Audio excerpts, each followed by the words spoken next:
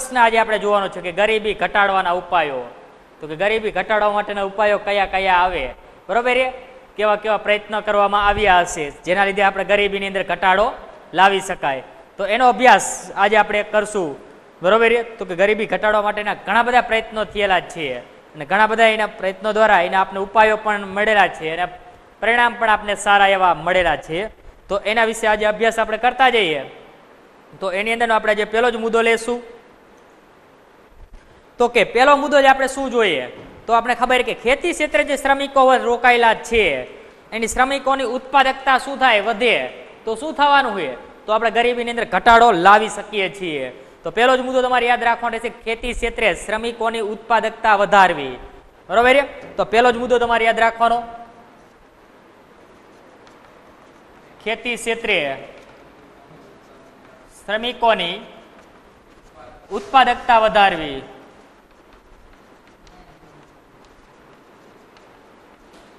પણ એ વસ્તુ પણ તમને ખ્યાલ હોવો જોઈએ કે આ પ્રશ્ન આપણે બોર્ડની પરીક્ષાની અંદર કેટલા ગુણમાં પૂછાય, તો કે 5 ગુણની અંદર પૂછાય છે. ખાસ યાદ રાખજો, કેટલા ગુણની અંદર પૂછાશે?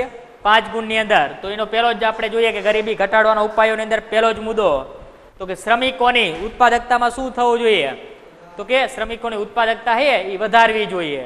જેના લીધે આપણે શું કરી શકીએ કે ઉત્પાદકતા વધશે તો એમની આવક વધવાની છે, આવક વધશે તો તે સારું જીવન ધોરણ જીવી શકવાના છે અને જેના લીધે ગરીબી શું થશે, દૂર થતી હોય છે, બરોબર? તો હવે આપણે જોતા જઈએ કે ખેતી ક્ષેત્રે શ્રમિકોની ઉત્પાદકતા વધારવી, તેમની આવક વધારવી અને ગરીબીને ઘટાડી શકાય છે. તો પહેલો જ મુદ્દો આપણે એની અંદર પણ ખાસ ધ્યાનમાં લેવાનો. તો આપણે જોઈ શકીએ છીએ કે ખેતી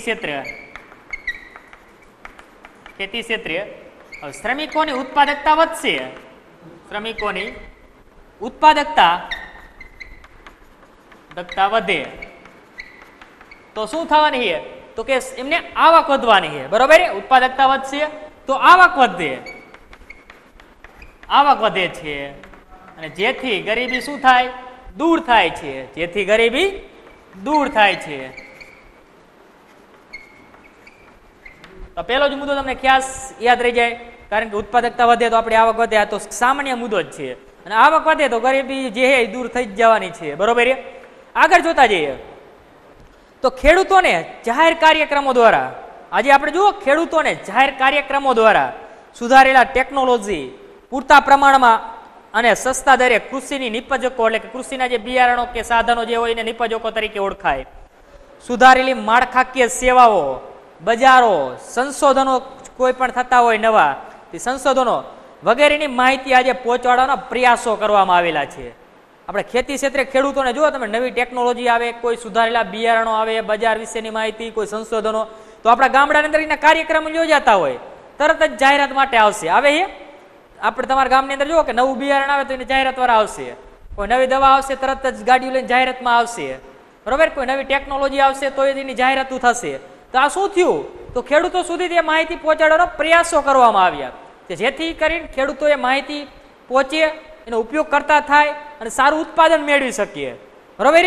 તો એવા બધા પ્રયત્નો થવાથી અને ખેડૂતોને ઉત્પાદનની અંદર શું થયું કે વધારો થયો, બરોબર? આજે આપણે જોઈએ પહેલા આપણા ગામડાની અંદર સુધારેલા આપણે કેવા બિયારણ વાવતા હતા, જે ઘરની અંદર હોય એ બિયારણ વાવી દેતા. આજે એની જગ્યાએ આપણે હાઇબ્રિડ બિયારણ આવી ગયા કે જે વસ્તુનું ઉત્પાદન આપણે 12 માસ કરી શકો છો તમે, બરોબર?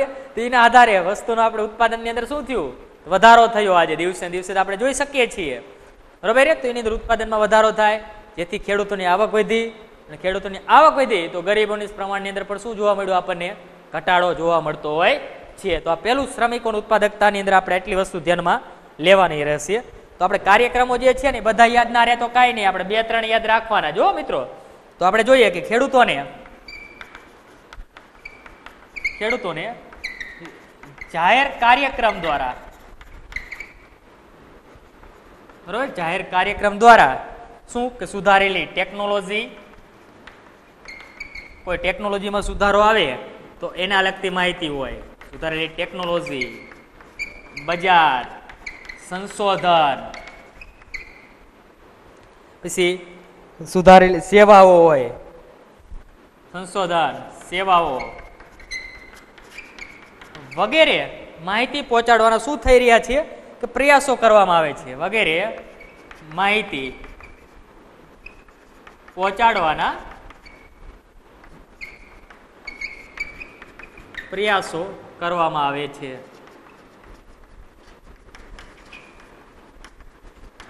તો આપણો પહેલો મુદ્દો થયો, જેના લીધે આપણે શું થયું, શ્રમિકોની ઉત્પાદકતા આપણે વધારવી.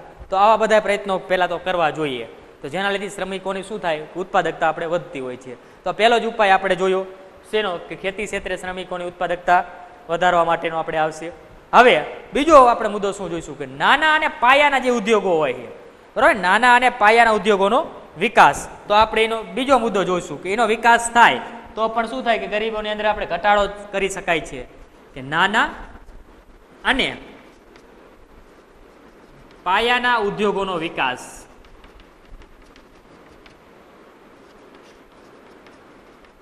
હવે જો ઘણા બધા એમ કે સાહેબ નાના અને પાયાના ઉદ્યોગો એટલે કે તમારા ઘરની અંદર તમે જો ખાખરા અને પાપડ બનાવીને બહાર બજારની અંદર વેચો ને, તો એ પણ તમારા માટે એક ઉદ્યોગ જ કહેવાય.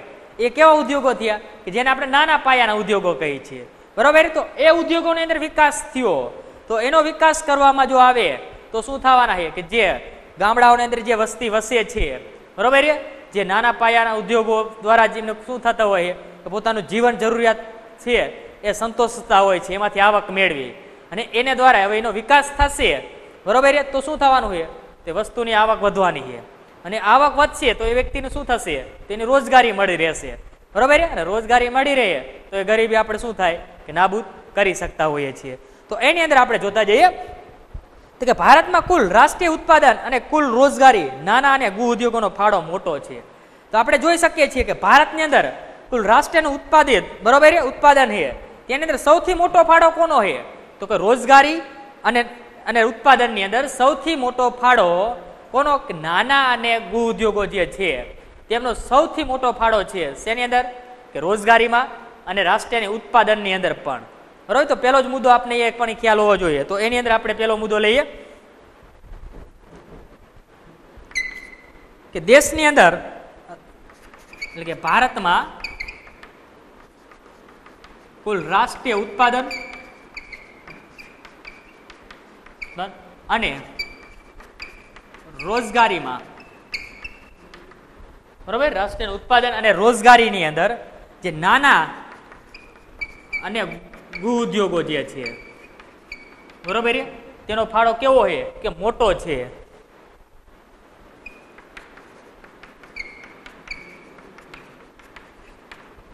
તો આપણે એની અંદર ખાસ જોવાનું કે જે રાષ્ટ્રીય ઉત્પાદન અને રોજગારીની અંદર સૌથી મોટો ફાળો કોનો છે, તેના દ્વારા જે ક્ષેત્ર દ્વારા રોજગારી મળે છે, તો એ છે આપણા નાના અને ગૃહ ઉદ્યોગો જે હોય ને પાયાના, તો એમનો સૌથી મોટો ફાળો હોય છે. હવે આપણે આગળ જોતા જઈએ તો નાના અને ગૃહ ઉદ્યોગોનો વિકાસ કરવામાં આવે, તેમને પ્રોત્સાહન આપવામાં આવે તો મોટા પાયા પર ગરીબી આપણે નાબૂદ કરી શકાય છે. હવે અહીંયા આપણે એક વસ્તુ તો જો તમે આ મુદ્દાની અંદરથી તમને ખ્યાલ આવ્યો કે રાષ્ટ્રનું ઉત્પાદન અને રોજગારી શેના આધારે મળે છે મોટા ભાગના વ્યક્તિઓને, તો કે નાના અને ગૃહ ઉદ્યોગો હોય એમાંથી મળતા હોય છે. તો નાના અને ગૃહ ઉદ્યોગોનો જો વિકાસ કરવામાં આવે તો આપણે શું કરી શકીએ છીએ, કે ગરીબી નાબૂદ કરી શકીએ છીએ. તો એની અંદર આપણે બીજો મુદ્દો યાદ રાખવાનો રહેશે કે નાના અને ગૃહ ઉદ્યોગોનો વિકાસ કરવામાં આવે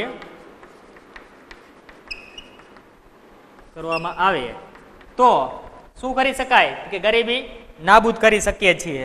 તો ગરીબી નાબૂદ કરી શકીએ છીએ. તો આ આપણો બીજો મુદ્દો પૂરો થાય. તો કે આપણે જોઈએ કે નાના અને ગૃહ ઉદ્યોગોનો વિકાસ કરવાથી પણ શું થાય, તો કે ગરીબી ઘટાડી શકાય છે. શા માટે, તો કે આપણે એક ખ્યાલ હોવો જોઈએ કે ભારતની અંદર જે રાષ્ટ્રનું ઉત્પાદન અને રોજગારી જે છે એ મોટા ભાગના લોકોને કોણ પૂરી પાડે છે, તો કે જે નાના અને ગૃહ ઉદ્યોગો જે છે તેના દ્વારા રોજગારી પૂરી પડતી હોય છે. તો જો એનો જ આપણે વિકાસ કરીએ તો શું થાય, તો લોકોને રોજગારી પૂરતા પ્રમાણની અંદર મળી રહે, બરોબર. અને પૂરતા પ્રમાણની અંદર રોજગારી મળી રહેવાની તો આપણે ખ્યાલ જ છે તો એમની આવક વધવાની છે, અને આવક વધશે તો એમને ગરીબી ઓટોમેટિક નાબૂદ થતી હોય છે. તો આપણો બીજો મુદ્દો આપણે ધ્યાનમાં લેવાનો કે નાના અને પાયાના ઉદ્યોગોનો વિકાસ. તો એ ખાસ તમારે યાદ રાખવાનું.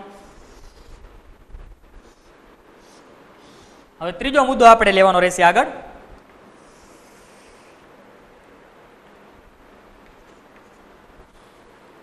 એની અંદર હવે આપણે જોતા જઈએ આપણે ત્રીજા મુદ્દાની અંદર કે અસંગઠિત ક્ષેત્રનો વિકાસ.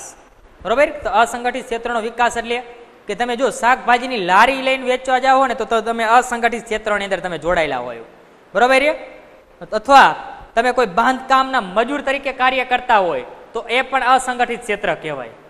બરોબર, તો એક તમને ખ્યાલ હોવો જોઈએ. તો અસંગઠિત ક્ષેત્રનો વિકાસ.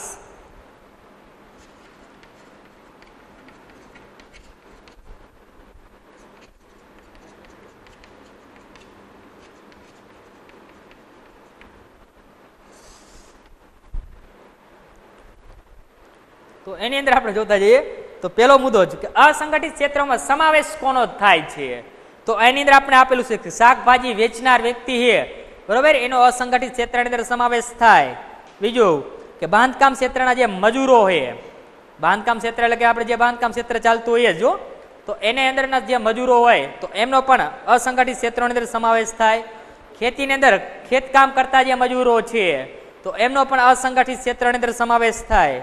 અને હાથ લારી ચલાવનાર જે ફેરિયાઓ જેને તરીકે આપણે ઓળખીએ છીએ તો એ ફેરિયાઓનો પણ સમાવેશ શેમાં કરવામાં આવશે તો કે અસંગઠિત ક્ષેત્રોની અંદર સમાવેશ કરવામાં આવે છે. તો અહીં આપણે એટલા નામ યાદ રાખશું. તો અહીં પહેલો જ મુદ્દો આપણે લેશું શેનો સમાવેશ થાય તો કે અસંગઠિત ક્ષેત્રમાં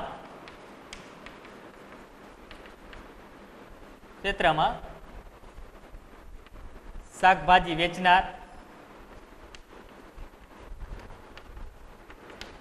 બીજું આપણું આવશે બાંધકામ ક્ષેત્રના મજૂરો.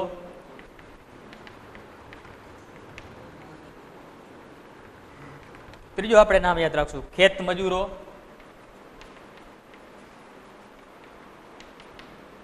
ફેરિયાઓ વગેરેનો સમાવેશ થાય છે.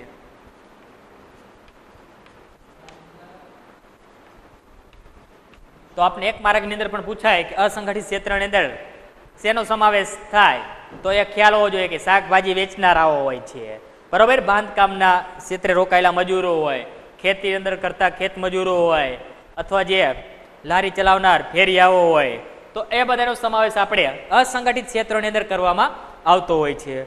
ત્યારબાદ આગળ જોતા જઈએ તો કે આવા કામદારોની સ્થિતિમાં સુધારવા રાષ્ટ્રીય આયોગ દ્વારા કામની પરિસ્થિતિ નક્કી કરવામાં આવી. હવે જોયું કે આવા લોકો જે છે જે કામદાર ક્ષેત્રે રોકાયેલા લોકો છે એની અંદર શું કર્યું કે જે રાષ્ટ્રીય આયોગ, બરોબર, દ્વારા જે રાષ્ટ્રીય આયોગ આપણા દેશની અંદર નક્કી થાય તેના દ્વારા એવું કામની પરિસ્થિતિ નક્કી કરવામાં આવી. અને એમની કામની પરિસ્થિતિ નક્કી કરવામાં આવી અને પરિસ્થિતિ નક્કી કરી એની સાથે સાથે એમને જીવન વીમો પણ આપવાનું નક્કી કર્યું, સ્વાસ્થ્ય અંગેનો વીમો આપવાનું નક્કી કર્યું અને વૃદ્ધ થાય એટલે છેલ્લે પેન્શન આપવાનું પણ નક્કી કર્યું. બરોબર, તો જેવી સામાજિક સુવિધાઓ આપવાની ભલામણ કરવામાં આવી જેમાં રાષ્ટ્રીય આયોગ દ્વારા, બરોબર, ભારત સરકાર દ્વારા આવું નક્કી કરવામાં આવેલું હતું.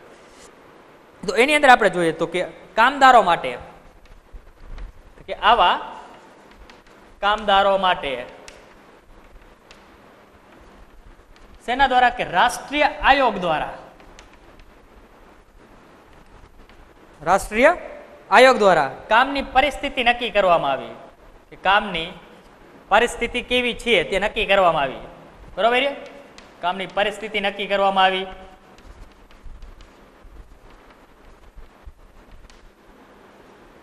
આવી. બીજું શું નક્કી કર્યું કે એમને જીવન વીમો નક્કી કર્યો. આજે તમે જુઓ છો કે 59 કે એવું કંઈક રૂપિયા ભરીને તમારો જીવન વીમો તમારો ચાલુ રાખી શકો છો. તમારે જે તે બેંકની અંદર ખાતું હોય તો પણ ચાલે. બરોબર, જે તમારું અકસ્માત થાય કે કોઈ પણ અકારણસર મૃત્યુ પામે તો એના આધારે તમને વીમો મળતો હોય છે જે બેંકના નિયમ પ્રમાણે હશે. હવે એનું મને ખાસ નક્કી કેટલો મળે છે. બરોબર, ત્યારબાદ આપણે શું કહેવામાં આવ્યું છે તો આપણે જીવન વીમો તેમજ સ્વાસ્થ્ય તેમજ વૃદ્ધાવસ્થા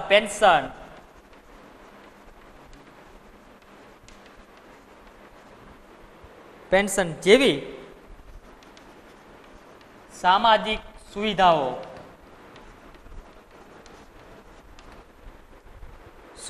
આપવાની શું કરવામાં આવી? ભલામણ કરવામાં આવી. આપવાની ભલામણ કરવામાં આવી.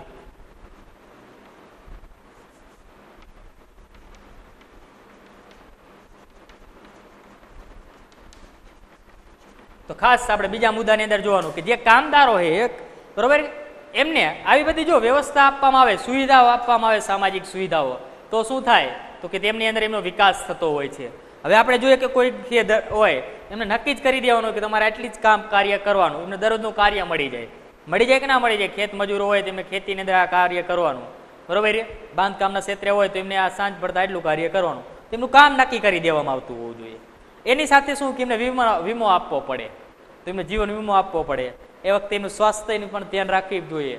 અને વૃદ્ધ થાય પછી તો કોઈ માણસ છે એ મજૂરી કામ કરી ન શકે, બરોબર. તો એને આ શું થાય તો એનું જીવન જરૂરિયાત વસ્તુઓ સંતોષવા માટે વૃદ્ધાવસ્થા પેન્શન આપવું જોઈએ, બરોબર. તો જેવી સામાજિક સુવિધા આપવાની શું કરવામાં આવી, ભલામણ કરવામાં આવે છે, બરોબર. તો શું થાય, આપણે ગરીબી આપણે નાબૂદ કરી શકીએ છીએ. કરી શકાય કે ના કરી શકાય આવા બધા પ્રયત્નો થાય તો કે હા કરી શકીએ છીએ. ત્યારબાદ આગળ શું કહેવામાં આવ્યું છે, નાના અને સીમાંત ખેડૂતો માટે ધિરાણ અને સિંચાઈની સગવડોની પણ ભલામણ કરવામાં આવેલી છે. તો આપણે બીજો મુદ્દો યાદ રાખવાનો રહેશે કે નાના અને સીમાંત ખેડૂતો માટે ધિરાણ અને સિંચાઈની સગવડોની ભલામણ કરવામાં આવી છે.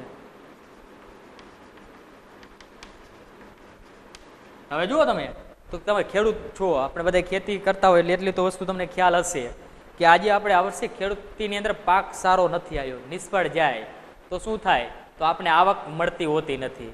હવે આવક નથી મળતી તો આવતા વર્ષે આપણે બીજું ઉત્પાદન મેળવવા માટે આપણે ખર્ચ કરવો પડે છે. તો ખર્ચ કરવા માટે આપણી પાસે રૂપિયા ના હોય તો શું કરો, તો તમે ખર્ચ નથી કરી શકતા. તો એવા સંજોગોમાં આપણી પાસે ખેતી હોય ને તો ધિરાણની સુવિધા આપણે પ્રાપ્ત થાય છે અને બેંક દ્વારા નક્કી કરેલી રકમ આપને મળતી હોય છે તમારા જમીન હોય એ પ્રમાણે, બરોબર. અને એ રૂપિયા આપણે ધિરાણ લઈ અને એની ઉપર ઓછા વ્યાજે આપણને રૂપિયા મળતા હોય છે. તો આપનો લાભ આપણે લઈ શકતા હોઈએ છીએ અને જેના લીધે આપણે બીજા વર્ષે આપણે ખેતીની અંદર સારું ઉત્પાદન કરી શકીએ, બરોબર. એ સિવાય આપણે જોઈએ તો કે સિંચાઈની સગવડોની ભલામણ પણ, તો એક તો એમાં સમાવેશ કોનો થાય છે તો આ તમારે નક્કી રાખવાનું. પહેલો જ મુદ્દો આપણે સમાવેશ જે થાય ને એ નક્કી રાખવાનો. તેની અંદર કોનો સમાવેશ થયો તો કે એક શાકભાજી વેચનારાઓનો થયો, બાંધકામ ક્ષેત્રના મજૂરોનો થયો, ખેત મજૂરોનો થયો અને ફેરિયાઓનો, આમનો સમાવેશ થતો હોય છે. તો હવે એમની માટે શું નક્કી કર્યું તો કે એ જે મજૂરો છે, આવા જે કામદારો છે એને રાષ્ટ્રીય આયોગ દ્વારા કે આપણા દેશની સરકાર દ્વારા એવું નક્કી કરવામાં આવ્યું તો કે એમને એમની પરિસ્થિતિ પ્રમાણે, કામની સ્થિતિ પ્રમાણે, બરોબર, પરિસ્થિતિ નક્કી કરવામાં આવી. એમની કામ જે કરે છે એ પ્રમાણે એમની પરિસ્થિતિ નક્કી કરવામાં આવી. અને પરિસ્થિતિ નક્કી થઈ એના આધારે એમને જીવન વીમો આપવામાં આવ્યો, એમનું સ્વાસ્થ્ય અંગેની ધ્યાન રાખવામાં આવી, વૃદ્ધાવસ્થા પેન્શન આપવાની.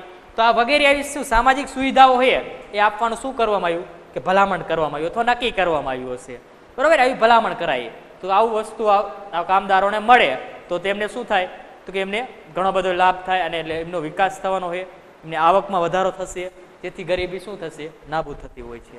અને આગળ જોયું છેલ્લે મુદ્દાની અંદર તો કે નાના અને સીમાંત ખેડૂતો છે તો એમની માટે ધિરાણ અને સિંચાઈની સગવડોની પણ ભલામણ કરવામાં આવી.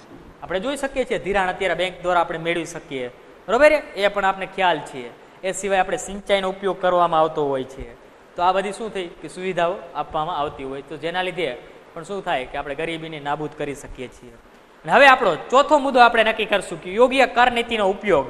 તો એની અંદર આપણે જોતા જઈએ તો કે અર્થતંત્રમાં આપણે ખાસ કરીને ખબર છે કે આવકની વહેંચણી કેવી છે કે અસમાન હતી. તો અસમાન આવક વહેંચણી ઘટાડી અને તે માટે આવકની પુનઃ વહેંચણી કરવામાં આવી જોઈએ.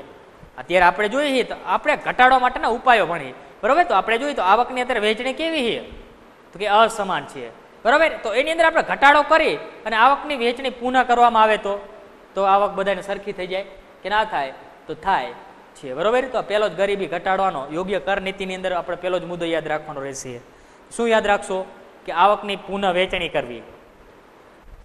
તો આપણે પહેલો જ મુદ્દો યાદ રાખશું, બરોબર. તો શું કે અર્થતંત્રમાં આવકની અસમાનતા ઘટે તે માટે આવકની શું કરવી જોઈએ કે પુનઃ વહેંચણી કરવી જોઈએ. આવકની પુનઃ વહેંચણી કરવી જોઈએ.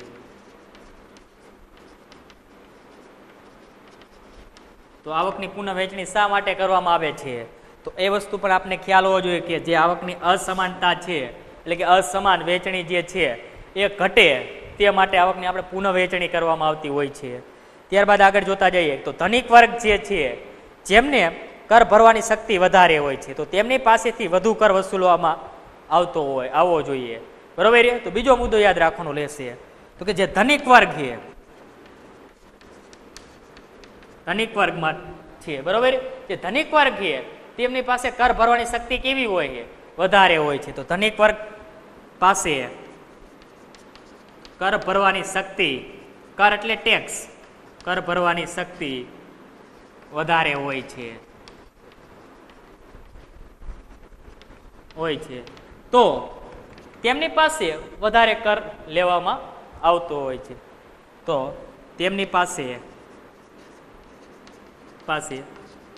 વધારે કર વસૂલવો જોઈએ, વધારે કર વસૂલવો જોઈએ. તો બીજો મુદ્દો યાદ રાખવાનો છે યોગ્ય કર નીતિની આપણે વાત કરીએ છીએ તો યોગ્ય કર નીતિ દ્વારા પણ આપણે શું કરી શકાય કે ગરીબોની અંદર ઘટાડો કરી શકાય છે. તો પહેલો જ મુદ્દો તમારે ખાસ યાદ રાખવાનો છે કે ધનિક વર્ગ હશે, બરોબર, તો એ ટેક્સ વધારે ભરી શકતો હોય, બરોબર, જેની આવક વધારે હશે એ વર્ગ જ ધનિક હોય તો એનો ટેક્સ પણ કેવો હોય? વધારે હોય, બરોબર. અને વધારે કર એની પાસેથી વસૂલવામાં આવે તો શું થાય? તો ગરીબીની અંદર આપણે ઘટાડો કરી શકાય છે. અને એની સામે જે ગરીબ વર્ગ હોય છે, એટલે કે ગરીબ વર્ગ હોય તો એનો કર શું કરી લેવો જોઈએ? ઓછો કરવો જોઈએ અથવા એને કરમાંથી રાહત આપવામાં આવી જોઈએ, બરોબર. તો બીજો મુદ્દો તમારે એ યાદ રાખવાનો રહેશે તો કે ગરીબ વર્ગને ઓછો કર અથવા કરમાંથી રાહત આપવી જોઈએ, રાહત આપવી જોઈએ, એટલે કે કર ભરવો જ ના પડવો જોઈએ એમને. તો આ પ્રમાણે આપણે કર નીતિનો ઉપયોગ કરવો જોઈએ. હવે આગળ પાછા જોઈએ તો છેલ્લો મુદ્દો આપણે બાકી છે. તો હવે આના પરિણામે શું થશે? આપણે આર્થિક અને સામાજિક સ્થિતિમાં પણ સુધારો લાવી શકાશે. તરત આપણે આર્થિક અને સામાજિક સ્થિતિની અંદર સુધારો આવશે, બરોબર. આર્થિક સ્થિતિની અંદર તમે જુઓ કે જે ધનિક વર્ગ એ વધારે ટેક્સ ભરશે તો શું થવાનું છે? ટેક્સની અંદર વધારો જે હતો એ ધનિક વર્ગ પ્રમાણે મળી જશે, બરોબર. જે સરકારને મળવો જોઈએ એ પ્રમાણે જીએસટી મળી જતી હોય એટલે રૂપિયાનો ટેક્સ મળી જાય, બરોબર. અને કરની અંદર શું થાય? એમની પાસે એટલું જે કરે એ વસૂલી શકતા હોય છે. તો જેના લીધે ગરીબ લોકો હશે, બરોબર, તો એમને શું થશે? એ કર ભરવો પડતો હોતો નથી, તો એમને રાહત પણ મળી જતી હોય છે. એટલે આપણે સ્વાભાવિક જોઈ શકીએ છીએ કે આપણે કર છે જે ગરીબ લોકોને ભરવામાં નથી આવતો, અને એ સિવાય આપણે જે ખેડૂત હોય છે તો એમની ઉપર સંપૂર્ણપણે ટેક્સ હોતો નથી, એ પણ આપણે ખ્યાલ છે, બરોબર. તો પરિણામે શું થશે કે ગરીબોની આર્થિક અને સામાજિક સ્થિતિમાં શું થશે? સુધારો થતો હોય છે. તો પરિણામે ગરીબોમાં આર્થિક અને સામાજિક સ્થિતિમાં સુધારો થાય છે.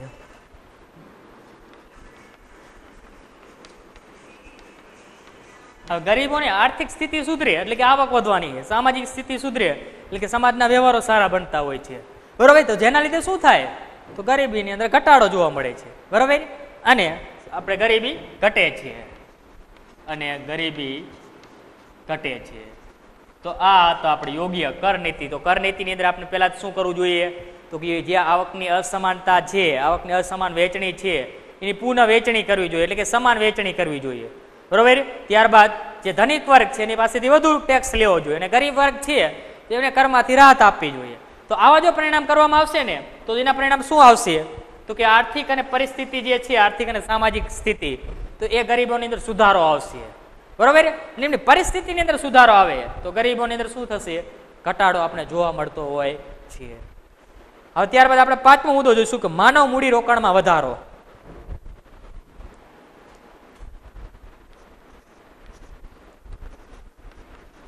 માનવ મૂડી રોકાણમાં વધારો.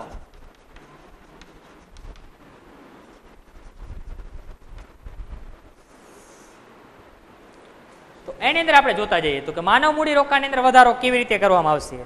તો કે માનવ ક્ષમતાને વિકાસ માટે આ ધ્યાન રાખજો કે માનવ ક્ષમતાનો વિકાસ કરવો હોય એટલે કે માણસનો કાર્યની અંદર વિકાસ કરવો હોય તો એને માટે કયા કયા પરિબળો ધ્યાનમાં લેવા જોઈએ? તો એક તો શિક્ષણ, આરોગ્ય, એમનું કૌશલ્યવર્ધનમાં મૂડીરોકાણ કરવામાં આવવું જોઈએ.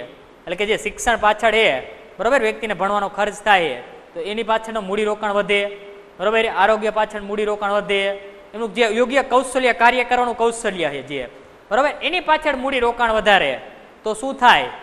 તો કે આપણે માનવ મૂડીરોકાણની અંદર વધારો થશે તો ગરીબીની અંદર શું કરી શકશું? તો એને પ્રમાણે યોગ્ય કાર્ય મળી શકશે, બરાબર ને. કૌશલ્યવર્ધનની અંદર વ્યવસ્થિત રીતે જે કાર્ય કરે છે એને કૌશલ્ય મુજબ, તો એની અંદર સતત એની અંદર રચ્યો પચ્યો રહેશે તો શું થવાનું હોય? અંતે એની અંદરથી જે વ્યક્તિ છે પારંગત બનશે અને ત્યારબાદ એ કાર્ય મુજબ એને રકમ પ્રમાણે એને રૂપિયા કમાઈ શકતો હોય છે, જેના લીધે શું થાય? ગરીબી ઘટાડી શકતો હોય છે.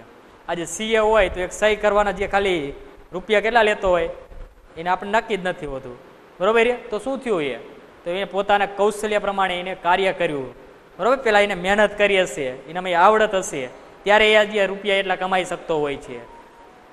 તો આપણે ખાસ એ વસ્તુ પહેલા ધ્યાનમાં લેશું કે માનવ ક્ષમતાનો વિકાસ કરવા માટે, કે માનવ ક્ષમતાને આનો વિકાસ કરવા માટે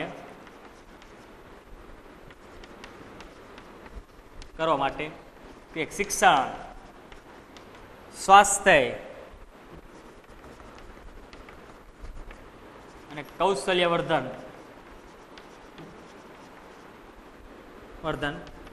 પાછળ મૂડીરોકાણ કરવું જોઈએ.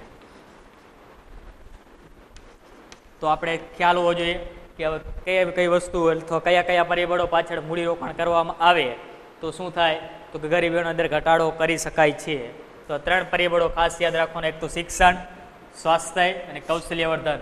તો 3 પરિબળો જે છે તો એની પાછળ મૂડીરોકાણ કરવામાં આવે તો આપણે સ્વાભાવિક છે તો એનું પરિણામ જે આપણે મળતું હોય એ સારું જ મળે અને અંતે આપણે ગરીબોની અંદર ઘટાડો કરી શકતા હોઈએ છીએ. ત્યારબાદ આગળ જોઈએ આપણે જોઈએ તો પહેલો જ મુદ્દો આપણે ખાસ યાદ રાખવો જોઈએ. તો વ્યક્તિને ઊંચા વેતન દરે મળે, બરાબર. વ્યક્તિને કામ મળશે તો શું થશે?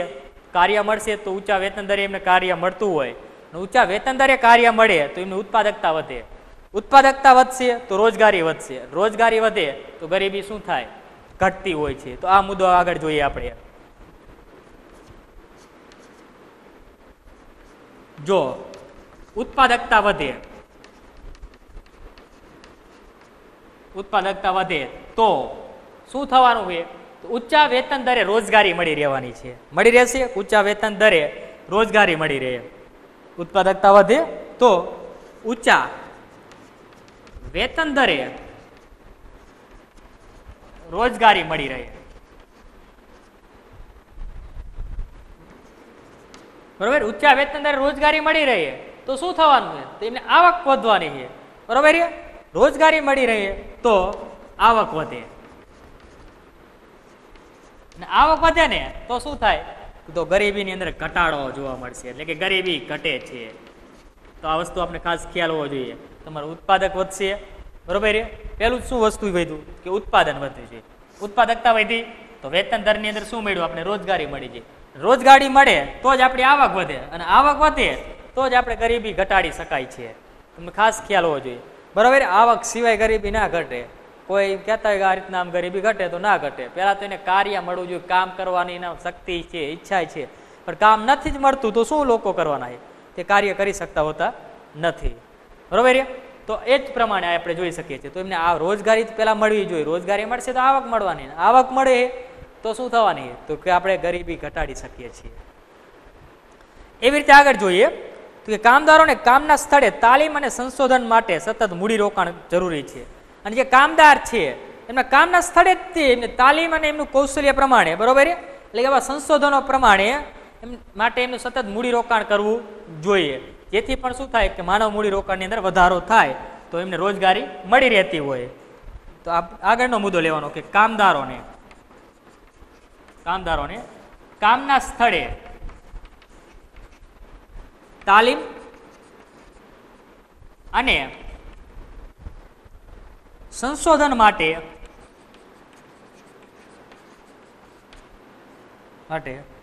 મૂડીરોકાણ જરૂરી છે.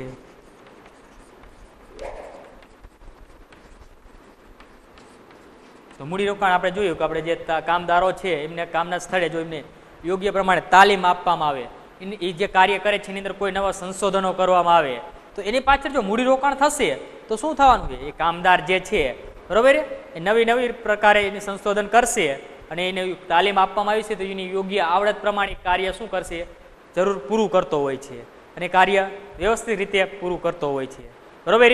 તો એ પણ વસ્તુ યાદ રાખવાની રહેશે કે તાલીમ હોય ને તમારી પાસે તાલીમ પામેલ જે કોઈ પણ વ્યક્તિ હોય તો એ કાર્ય કેવું કરે, સારું જ કરતો હોય છે. જે તાલીમ વગરનો જે વસ્તુ કાર્ય કરે ને એ કામની અંદર કોઈ ઠેકાણા ના હોય.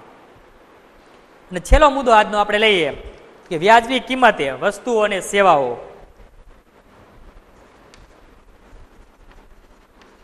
વ્યાજબી કિંમતે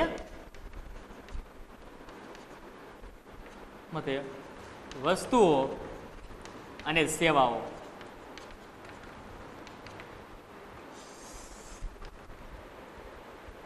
તો હવે એની અંદર આપણે જોતા જઈએ કે વ્યાજબી કિંમતે વસ્તુઓ અને સેવાઓની અંદર તો કે ગરીબ કુટુંબોને પૂરતો પોષણક્ષમ આહાર ખાદ્ય પ્રાપ્ત થાય તે માટે રાહત દરે ખાદ્ય પદાર્થો પૂરા પાડવા જોઈએ. હવે આપણે જોયું કે ગરીબ કુટુંબો જે છે એને પોષણક્ષમ ખોરાક મળી રહે બરોબર, એ પ્રાપ્ત થાય. પોષણક્ષમ ખોરાક કેવી રીતે પ્રાપ્ત કરવો બરોબર, એ માટે રાહત દરે ખાદ્ય પદાર્થો પહેલા તો એમને પૂરા પાડવા જોઈએ બરોબર. તો પહેલો જ મુદ્દો તમારે એની અંદર યાદ રાખવાનો રહેશે કે ગરીબ કુટુંબોને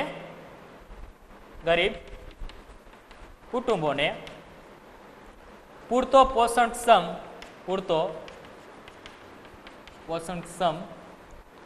આહાર કે ખાદ્ય વસ્તુઓ જે છે કે ખાદ્ય સુરક્ષાઓ પ્રાપ્ત થાય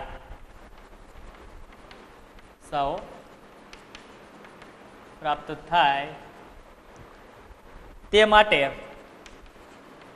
માટે રાહત દરે શું કરવું જોઈએ, તેમને ખાદ્ય પદાર્થો પૂરા પાડવા જોઈએ.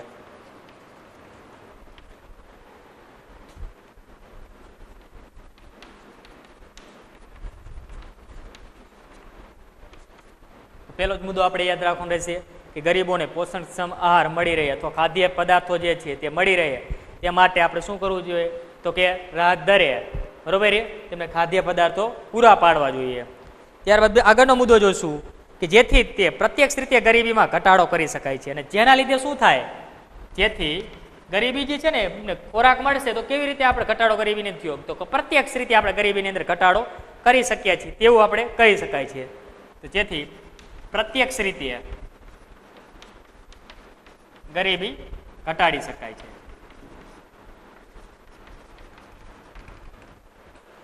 આગળ જોઈએ તો કે ભારતમાં જાહેર વિતરણ વ્યવસ્થા હેઠળ આપણા ખબર છે આપણા ગામડાઓની અંદર જાહેર વિતરણ વ્યવસ્થા હેઠળ સસ્તા અનાજની દુકાન દ્વારા ગ્રામીણ અને શહેરી ગરીબોને ખરીદી શકે તેવી કિંમતે પાયાની જરૂરિયાત ચીજ વસ્તુઓ પૂરી પાડવામાં આવે છે બરોબર.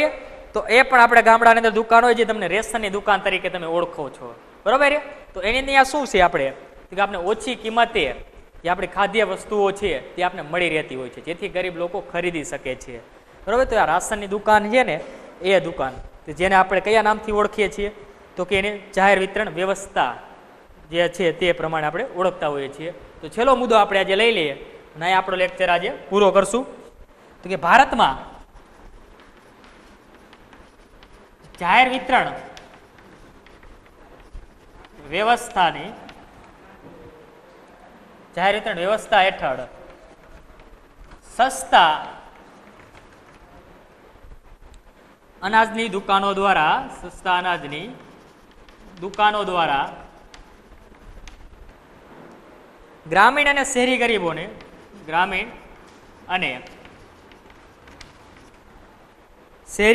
ખરીદી શકે તે કિંમતે પાયાની